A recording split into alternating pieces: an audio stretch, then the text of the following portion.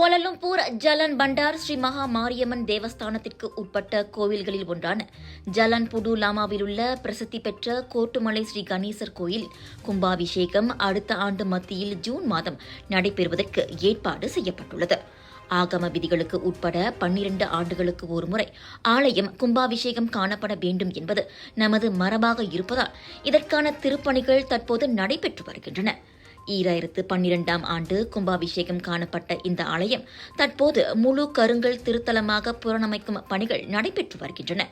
ஆலயத்தின் முகப்பு, நுழைவாயில், தூண்கள், 32 விநாயக பீடங்கள், மணி மண்டபம் அனைத்தும் கருங்கற்களால் அமைக்கப்பட்டு வருகின்றன.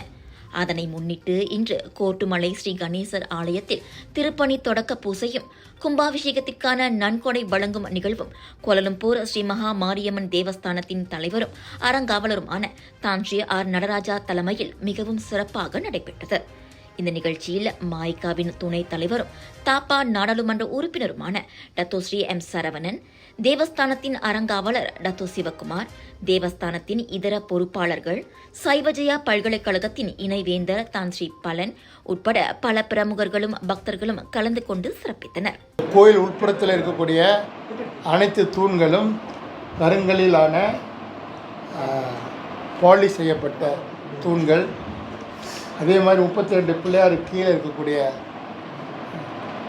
இந்த தூண்கள்லாம் இந்த கருங்கலான தூண்களாக வடிவமைக்கப்பட்டிருக்கின்றது.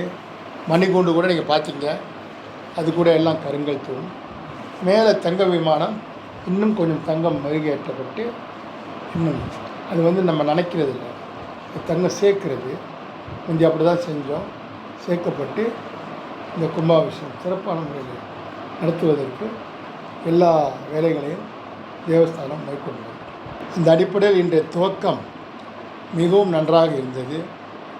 நிறைய பேருக்கு நன்கொடை அளித்தார்கள், வாக்குறுதிகள் கொடுத்தார்கள், முன்பணமாக பணம் கொடுத்து சென்றார்கள். என்னிடம் இன்னும் பலர் என்னிடம் ப்ராமிஸ் செய்திருக்கின்றார்கள் கொடுப்பதாக. இந்த திருப்பணி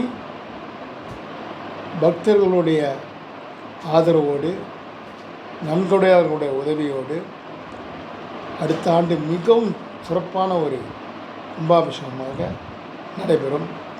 அதற்கான நம்பிக்கை எனக்கு இருக்கின்றது. எல்லாம் வல்ல விநாயகப் பெருமான் எனக்கு அந்த ஆசையையும் அருளையும் வழங்கியிருக்கின்றார். அதை நான் நல்ல முறையிலே பயன்படுத்தி நான் இந்த காரியத்தை மேற்கொள்வேன் என்பதை தெரிவித்துக் கொள்கின்றேன். இதனிடையே கோட்டுமலை ஸ்ரீ கணேசர் ஆலயத்தின் திருப்பணிகளுக்காக நன்கொடை வழங்க விரும்பும் பக்தர்கள் நன்கொடைகளை தாராளமாக வழங்கி உதவும்படி தான் ஸ்ரீ நடராஜா கேட்டுக்கொண்டார்.